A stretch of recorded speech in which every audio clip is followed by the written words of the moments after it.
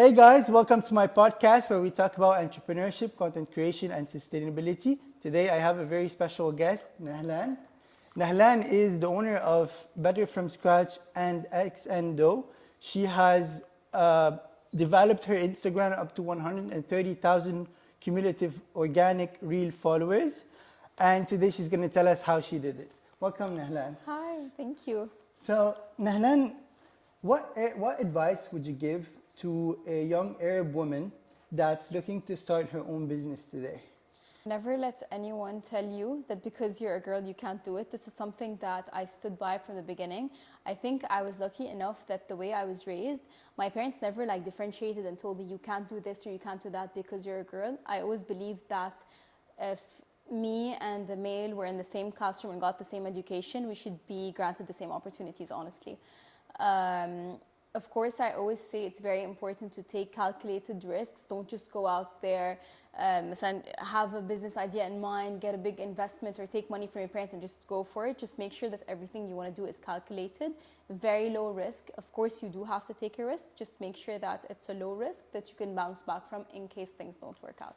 Did you fail from a business before starting that one? Or was No, it the first? because I started when I was still in university. Okay. So when I started my business, I was still 20 and I was still studying and I was living in New York. So I kind of opened my business by mistake, which is what I always say. So I had never gotten any previous work experience before. I'd only interned in New York, but it was in fashion. So huge shift. Yeah, but that was it. Fashion questions coming in. Yeah, and why this move from New York back to Lebanon? So basically, I was in Lebanon for vacation and I took my classes online. I was a bit homesick and I was doing an internship in fashion in Lebanon. So once that internship was over, I was super bored. I started going on Pinterest and checking out ideas and recipes and stuff like this. And I started trying them out in my kitchen. And people would ask me to make birthday cakes for them or stuff for bake sales and whatever. So I told my parents, I still have 2 more months to go back to New York. So why not take advantage of this? Start something on Instagram from my house, risk-free. I came up with the name, a friend did the logo, took $200 from my dad, which he still wants back till now, still asks me about. I bought plain white boxes and started an Instagram page. Mm-hmm. This was December 2014. And so by the end of the month, I had gotten over 600 orders, I think, something like this. And I was like, shit, this is real. I don't know if I'm allowed to say that, but yeah, so yeah, that's how it started. And then I would just take I took another semester online and continued working. And I kept doing that until I finished my degree and I was able to graduate. Got you. So, okay, so what kind of person are you that makes you successful in all these businesses? I think this word usually is used as a negative connotation, but I'm very stubborn. I think when I set my mind to something, I'm going to do it whatever it takes. I don't like feeling like I failed or saying that I don't know. I hate the word I don't know because I feel like we all learn. Mm-hmm. So I think this is what kept me going, especially with what Lebanon went through the last few years. It's been so tough, but I know I built a name for myself and I can't give up, honestly. Amazing. So why Better From Scratch? The name? The name, yeah. Okay, so because when I started, I was doing everything by myself and it was literally from scratch. Mm-hmm. And usually you have big corporations who use stuff that are ready mixes and stuff like this, so it's so much easier. So that's how I came up with the name. It's Better From Scratch. And X and Dough? X and Doughs was a play on words basically. So XO, and then we went for doughs, not donuts, we started it because we wanted to do donuts, but went for doughs because I didn't want to limit myself just for donuts basically. Okay. So that was it. So what is there more than donuts? So now we started doing croissants, which is another something else in dough, and we have our edible cookie dough, which is you can eat it raw or you can bake it basically, and we sell them in tubs in supermarkets and stuff like this as well. That's amazing. So when was the last time you cried? The last time I cried? Yes. Not too long ago. There's always a breakdown every single month, honestly. It's really, really, really tough working in the market here. It's really tough, especially when you're the person managing everyone else and everyone has to resort to you at the end of the day. It's a lot of pressure. Got you. So, but when was it? The last, what happened? What happened? I don't think it was, because recently I had Valentine, which was so hectic. I think it was before that. Like I always have that, probably like in January, I think. Because there's always that like, oh my God, I can't do this anymore. I'm under so much pressure. I don't want to do this anymore. It's a lot. So yeah.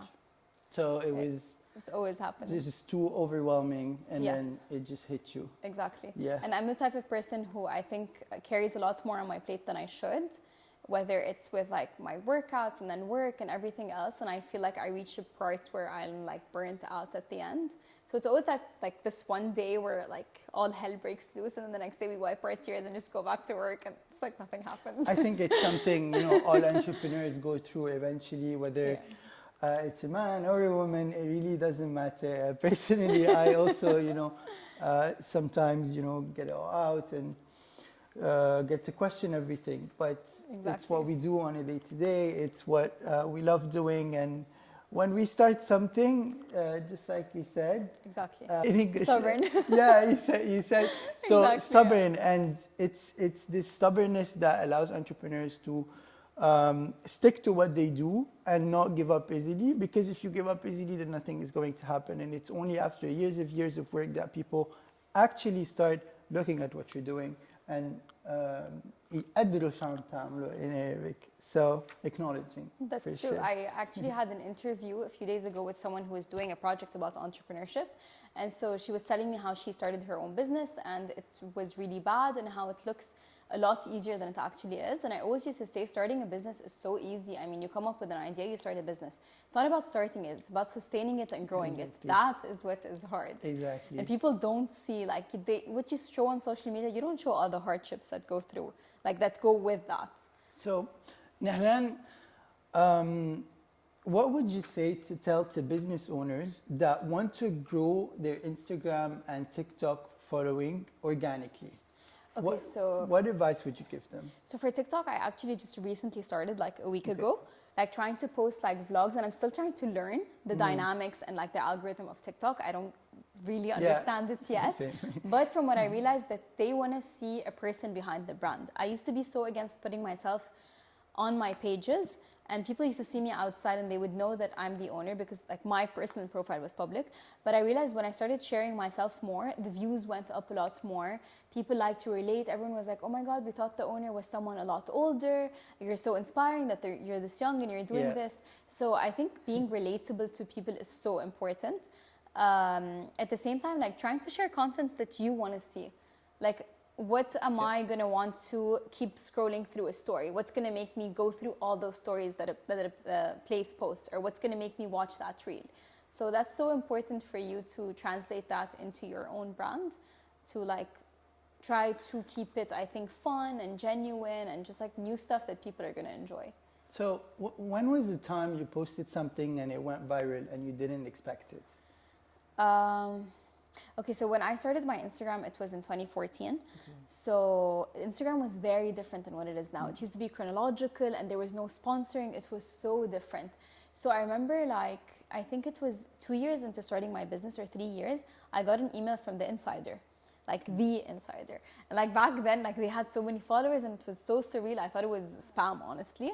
So they ended up doing a video about us, like about Better From Scratch, and we had to film it and everything. And then there was like this other page called World Star that ended up posting. So like those videos went viral and it went crazy. So that like sticks out to me. I think there was also Upton, right? Oh yeah, as well. Yeah. This is the first time I saw you in no your way. face. Yeah. That's really wonderful. And I think one thing that makes you so successful right now is the consistency that you have. You are regularly posting, you are committing to it, and you are, I think, maybe you're not seeing this as work, but just probably documenting your day-to-day. And I guess this is what makes you grow so much. I think, that what you're saying, like not considering it a job and doing it as something that's fun makes it a lot easier, because before I used to be like, oh, I have to post stories today. Like it was the hassle of needing to do it.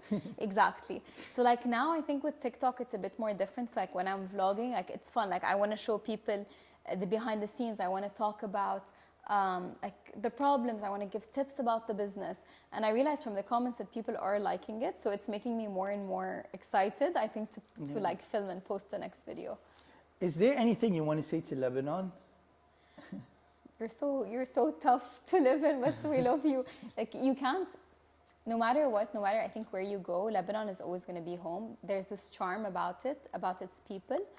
I think whether you're running a business or just like living here, I mean, despite everything, I don't see myself like living full time anywhere else, I think. Wow. Is there anything you want to say to your friends outside of Lebanon? Lebanese. Lebanese friends outside of Lebanon, we miss you. I had to make new friends because all my friends left. I think what's nice, because even my friends like abroad, no matter what, like you feel like they're so embedded in life abroad, but they all still miss home, and it's so nice when they all come back here. So keep visiting us. Hey, this is a question I just had now, but I think it might be interesting. Do you think your work as an entrepreneur and a business owner would hinder your capabilities to be a mother or care or start a family if you have, I'm not sure. I think I always think about that because family is so important to me, and being a mother and hopefully is very, very important to me. I always think about that because I'm such a workaholic, but I feel like the plan I have for myself eventually, like where I want to reach in my business, once I start a family and become a mother, I'll have a bit more time for myself. It's going to be more flexible. Hopefully the plan I have works out the way it should. Really wish you the best. So what is your taste in fashion? My taste in fashion? Okay, so something you need to know is I literally begged my parents to let me go to fashion school in New York. Like it was so hard because I was 18 and I was alone. I went to FIT in New York. So I was 18 and I was a girl and I was by myself. My parents like begged me to stay here. So I ended up going, but I feel like, I don't know if I should be saying this, but I feel the more I learned about that industry in specific, the more I realized it's not for me. Yeah. So I'm so happy that I went and I'm so happy that I saw it. Well, now I think my taste in fashion is comfort. Honestly, it's just being comfortable. أكيد I wanna be stylish and look good, but with the dynamic of my work right now, I feel like it's comfort over everything. That's amazing. It's actually funny because initially I'm a mechanical engineer and I got into the fashion. You did fashion. Was in fashion and now it's probably like the grass is greener on the other side. But I understand your concerns about the fashion industry, and I think the deeper you dig, the more you find out that probably things are not as they were a bit anticlimactic once you get there, right? Exactly, in the fashion industry. Yeah. However, it's amazing, and I think the future of fashion is circular. So everything I am trying to represent and push is circular fashion, sustainability, and just going pre-loved. I do agree. It's the way now it changed, and the way people are shedding more light on sustainability is amazing, honestly. We actually got it. I just want to ask you if you want to say something. I think this is something I might have mentioned before, but this is something I spoke about last time in the interview about entrepreneurship. I think people tend to get so excited when they come up with a business idea, especially when they're still in university, and some people might think, I don't want to continue. What am I doing in university? I'm not going to work in this. Please don't stop studying. Please don't stop. And get employed. I think that's something that's so important that Absolutely. I always mention. Because when you get employed, you get to see what it's like being in an environment of a company, what it's like between employees, between the relationship between a boss and an employee. And I think that's so important because once you get on ground and you want to implement that yourself, it's so good to have a background. And then you can make so many contacts through getting employed and working in a company and everything. And then once you do that, build that foundation, even if it's for a year or two, then start your own business. I think that's so important because people get so caught up in, oh my God, I have an idea and I want to do it. Chances of you failing, I don't like the word fail, but are going to be higher if you don't have a certain base or experience behind it. Awesome. What experience did you have before starting Better from Scratch? So I got so lucky that in my university, they offer internships as an elective. So what I did is I interned 9 to 5, 3 times a week. So it felt really, literally like a job. Okay, it was in a different field, but still, like, I had to go into work. We had the meetings, we had everything. I think that helped a lot. And then the fact that I had to take online classes, I had to like teach myself the material more. And our professors there, like, were all like people in the field, and it was stuff about like social media, I think. So I think I learned it along the way. It wasn't easy. You know, I want to say, you know, I got lucky, but when I started my second brand, I realized, no, I was able to grow it a lot faster than my first brand because I had this experience and I learned from my mistakes from the first brand. Amazing. I guess that's all. Thank you so much, Nahlan. Thank you for having Nahlan me. Saade is an extremely inspiring person. To everybody saying that it's very hard to do it in Lebanon, Nahlan did it, and I think you could do the same with a lot of hard work and with a lot of patience. And very importantly, from a social media standpoint, to not be shy, right? To showcase yourself, and I think authenticity is what is working in 2024. So that's true. I used to be so shy, like showing my, like taking videos of myself, and I'm like, this is so weird. I don't want to do it, but it's so worth it. Thank you so much, Nahlan. It's a pleasure. Yeah.